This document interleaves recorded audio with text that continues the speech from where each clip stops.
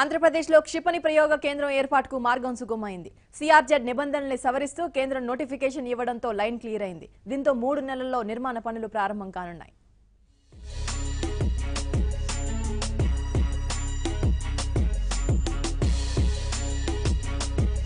కృష్ణా జిల్లా నాగాయలంకలో క్షిపణి ప్రయోగ కేంద్రం ఏర్పాటుకు అడ్డంకులు తొలగిపోయాయి.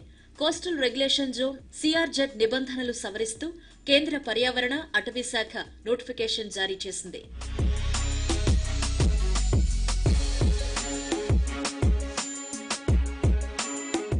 కృష్ణా జిల్లా నాగాయలంకలో క్షిపణి ప్రయోగం కేంద్రం ఏర్పాటు చేయాలని మొదట రక్షణ శాఖ నిర్ణయించింది. కానీ ప్రయోగ కేంద్రం ఏర్పాటుకు కోస్టల్ రెగ్యులేషన్ జోన్ నిబంధనలు ఆటంకం ఏర్పరిచాయి. 2011 సిఆర్జెడ్ నిబంధనల ప్రకారం తీర ప్రాంతాల్లో పరిశ్రమలు ఏర్పాటు చేయడం నిషిద్ధం.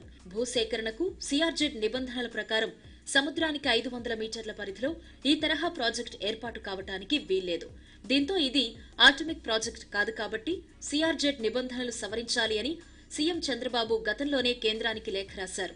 దేశ రక్షణ వ్యూహాత్మక అవసరాల రీత్యా రక్షణ శాఖ ప్రాజెక్టులను తీర ప్రాంతాల్లో ఏర్పాటు చేయడానికి అనుమతి ఇవ్వాలి అని ఆ లేఖలో కోరారు.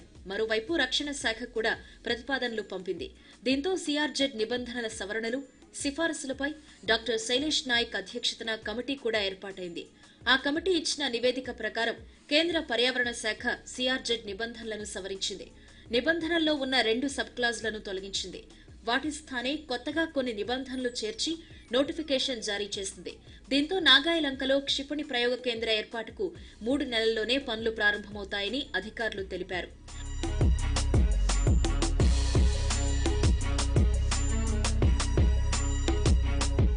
కొత్తగా చేర్చిన నిబంధనల ప్రకారం వరద ప్రాంతం, సముద్రపు నీటి స్థాయిలో హెచ్చుతగ్గుల్ని పరిగణలోకి తీసుకుని నిర్దిష్ట గడువులోగా సర్వే ఆఫ్ ఇండియా ప్రమాదకర రేఖను నిర్ణయించాల్సి ఉంటుంది. దీనికి సంబంధించిన వివరాలను సముద్ర తీర ప్రాంత రాష్ట్రాలతో చెన్నైలోని national centre for sustainable coastal management అందించాలి. ప్రమాదకర రేఖను విపత్తు నిర్వహణ ప్రణాళిక కోసం ఉపయోగించుకోవాలి. కోస్టల్ జోన్ మేనేజ్మెంట్ ప్లాన్ ను రూపొందించుకునే క్రమంలో తీర ప్రాంత వాసుల సుస్థిర జీవనోపాధికి విఘాతం కలగకూడదు అని నోటిఫికేషన్లో స్పష్టంగా ఉంది. కేంద్ర పర్యావరణ శాఖ గెటిట్ నోటిఫికేషన్ విడుదల చేయడంతో నాగాయలంకలో క్షిపణి ప్రయోగ కేంద్రం నిర్మాణ పనులు అక్టోబర్లో మొదలయ్యే అవకాశం ఉంది. ఈ ప్రాజెక్టును రక్షణ శాఖకు చెందిన defence research and development organisation DRDO చేపట్టనుంది. భూసేకరణ కోసం డిఆర్డీఓ 35 కోట్ల రూపాయలు చెల్లించనుంది. అటవీ పునరుద్ధరణ కోసం అటవీ శాఖకు 81 కోట్లు చెల్లించింది.